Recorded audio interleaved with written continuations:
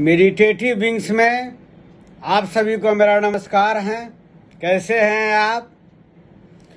आज हम आपके समक्ष लाए हैं अध्यात्म तत्व का नया अध्याय, ज्ञान भीतर से आता है। तो आइए हम अपने साधना के अनुभव को आपके साथ शेयर करते हैं। सामान्यतया आदमी को लगता है ज्ञान बाहर से आता है। कोई गुरु हमको उपदेश दे देंगे तो हम ज्ञानी बन जाएंगे, विद्वान बन जाएंगे। हम किताब को पढ़ लेंगे, धर्म ग्रंथ को पढ़ लेंगे, वेद वेदांत उपनिषद पुराण को पढ़ लेंगे तो हम ज्ञानी बन जाएंगे। जी नहीं, ज्ञान जो है भीतर से आता है। वेद वेदांत उपनिषद पुराण ये सब मात्र इशारा करते हैं, देखो देखो देखो देखो वो है, इशारा भर करते हैं। लेकिन ज्ञान जो है साधना से जब आप अंतर जगत में प्रवेश करते हैं, प्राणायाम के माध्यम से, ध्यान के माध्यम से, समाधि के माध्यम से, जब आप अंतर जगत में अपने अंदर में प्रवेश करते हैं तब ज्ञान की अनुभूति होती है। ज्ञान बाहर में होता है तो महात्मा बुद्ध, भगवान बुद्ध आप जानते होंगे, उनके गुरु थे। कितने गुरु को उन्होंने बदला, ज्ञान की प्राप्ति नहीं हुई। सब गुरुओं को उन्होंने छोड़ दिया। जो गुरु ने उन्हें रास्ता दिखाया उसको छोड़ दिया। गुरु को ज्ञान की प्राप्ति नहीं हुई। लेकिन भगवान बुद्ध जब साधना रत रहे, अंतर्मुखी हो गए तो आत्मज्ञान, आत्मबोध, आत्म साक्षात्कार का बोध हुआ, भीतर में हुआ। तो गुरु, पुस्तकें, वेद वेदांत उपनिषद मात्र रास्ता दिखाते हैं, देखो देखो देखो, इशारा करते हैं। ज्ञान प्राप्ति के बाद ज्ञान क्या है? मेरे हर एक वीडियो को देखिए, पिछला वीडियो को देखिए। ज्ञान किताबी ज्ञान नहीं, ज्ञान है आप हैं कौन, आप कहां से आए हैं, आप कहां से आए हैं, आप जो बोल रहे हैं वो कौन है। यह शरीर तो एक बाह्य आवरण है, यह मकान है, यह मैं नहीं हूं। यह शरीर जो आपका है ना, देख रहे हैं ना, यह शरीर भी आप नहीं है। यह शरीर का आवरण है। और मैं जो हूं, मैं बोल रहा हूं, यह बाह्य आवरण है, पंच महाभूत से निर्मित। यह यहीं पर रह जाएगा। यह जो है आवरण यहीं पर आ जाएगा। और हम और आप, जब कहता हूं हम, तो आप भी हैं उसमें। चूंकि हमको आत्मबोध हो गया, आत्मज्ञान हो गया, आत्म साक्षात्कार हो गया, तो मैं समझता हूं जो ये मैं नहीं हूं, मैं शरीर नहीं हूं, या मैं मन भी नहीं हूं, या मैं आती जाती सांस भी नहीं हूं। मैं पूरे आत्म जगत से, परमात्मा से, शून्य जगत से, जिसको आप सहस्त्रार कहते हैं, यहां से मैं आया हूं। अंतरिक्ष को पार करके मैं आया हूं इस पृथ्वी लोक पर। यह मर्त भूमि जो है, मैं इस जगत का प्राणी नहीं हूं, आप भी इस जगत के प्राणी नहीं हैं।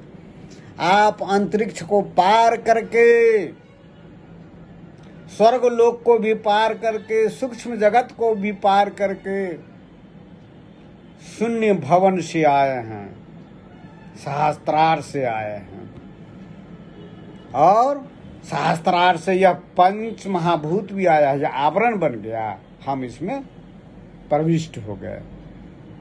हम तो मेरा स्वरूप क्या है, मेरा पिछले वीडियो देखिए, मैंने बताया इस शरीर में ही मेरा सूक्ष्म शरीर गुत्थम गुत्था रहता है।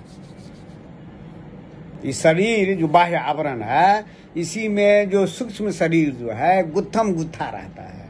और साधना, ध्यान, प्राणायाम सूक्ष्म शरीर को इस स्थूल शरीर से अलग करता है।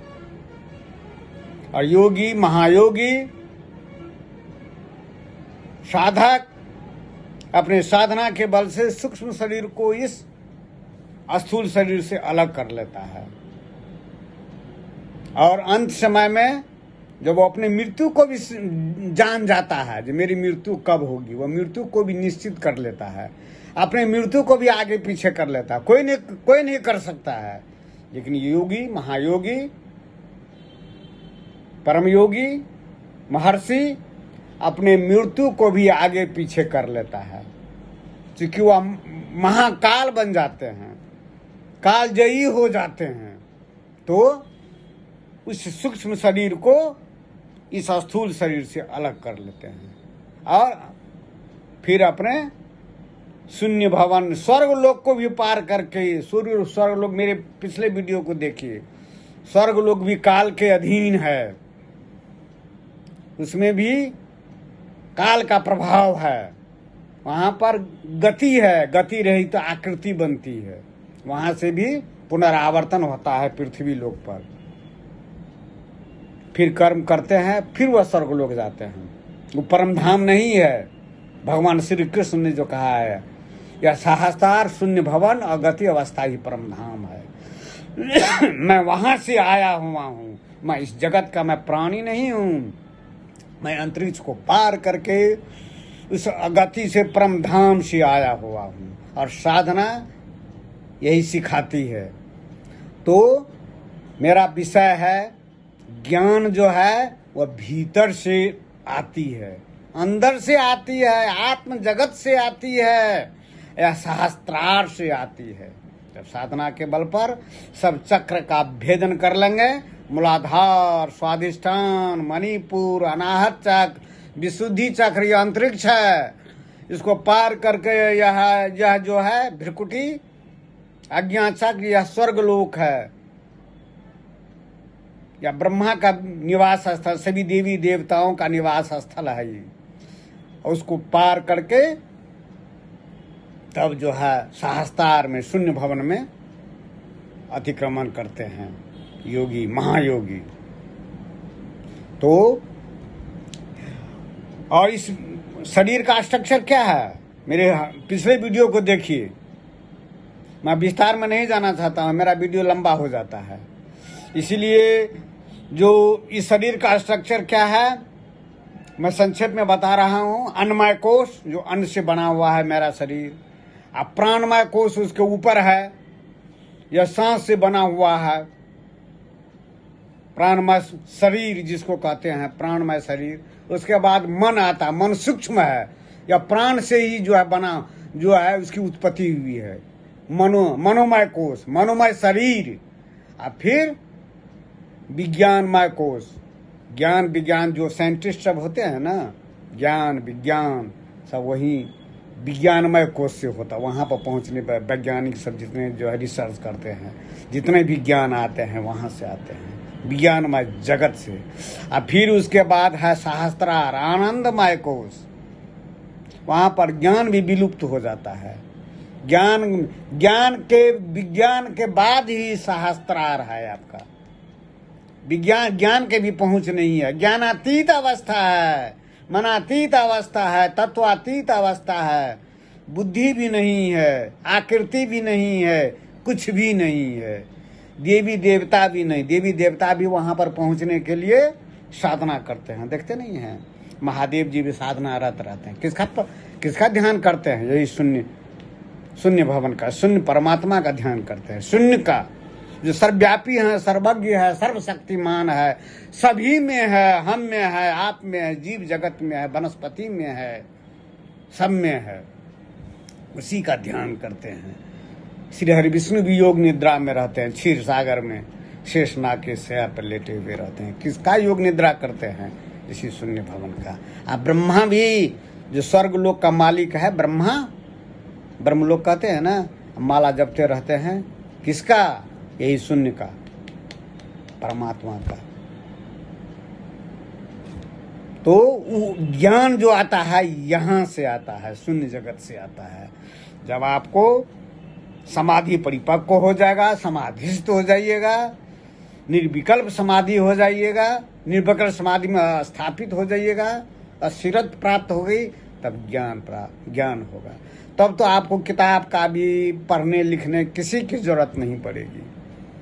आपका मन इतना सूक्ष्म हो जाएगा, अति सूक्ष्म हो जाएगा कि वहीं से वो ज्ञान की अविरल ज्ञान जो यहीं से निकलता रहता है, जनमानस को समझ में नहीं आता। उसका मन तो बहिर्मुखी रहता है, बहिर्गामी रहता है, प्राण बहिर्गामी रहता है, संसार में लिप्त रहता है। तो ज्ञान कहाँ से प्राप्त करेगा? ज्ञान संसारी ज्ञान नहीं, ज्ञान आत्मबोध, मैं कौन हूँ। जब तक आपको अपना बोध नहीं होगा, मैं कौन हूँ, आप संज्ञाच्युत हो गए हैं, आप परमात्मा है। यह गुरु सब जो है ना, जो मठ के मठाधीश सब, सबको दिग्भ्रमित कर रहा है। मैं कहता हूँ मैं गुरु हूँ, मेरा पूजो, मेरा नाम लो। जी नहीं, सब परमात्मा है, आप भी परमात्मा है। परमात्मा ही जो है अणु बन गया है, आप ही परमात्मा हैं, परमात्मा आप ही हैं। तो कोई गुरु नहीं, कोई शिष्य नहीं। गुरु, हाँ, गुरु रास्ता देख लिया है, वो पहले पहुंचता है, शिष्य जो है बाद में पहुंचता है। आत्मज्ञान आत्मबोध के बाद न कोई गुरु होता है, न कोई शिष्य होता है। गुरु शिष्य में कोई भेद नहीं। तब सुखदेव जी जो गए थे ज्ञान प्राप्ति के लिए राजा जनक के पास, तो राजा जनक कहते हैं जो मैं तो तुमको मैं तुमको ज्ञान का बोध कराऊंगा, ज्ञान दूंगा, लेकिन पहले हम दक्षिणा दे दो। तो सुखदेव जी कहते हैं क्या, आपने तो मुझको ज्ञान दिया ही नहीं, तो मैं दक्षिणा कैसे दूंगा? ज्ञान प्राप्ति के बाद मैं दक्षिणा दूंगा। तो राजा जनक हंसने लगे। ज्ञान प्राप्ति के बाद तुम में और हम में तो कोई अंतर ही नहीं रहेगा, गुरु शिष्य में कोई अंतर नहीं, शिष्य गुरु बन जाएगा। तो उस समय में दान का कोई महत्व ही नहीं रहेगा।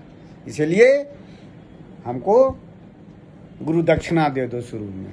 यही है, ज्ञान भीतर से आता है, बाहरी जगत में नहीं, किताब पढ़ने से नहीं, वेद वेदांत पढ़ने से नहीं, साधना करने से होती है। वह अंतिम जो मैं कौन हूँ, आप संज्ञाच्युत हो गए हैं, यहाँ पर आपका नाम हो गया, वो अनाम है। आप परमात्मा को नाम होता है, परमात्मा का नाम नहीं है। वो अलिंग है, न वो पुरुष है न स्त्री है।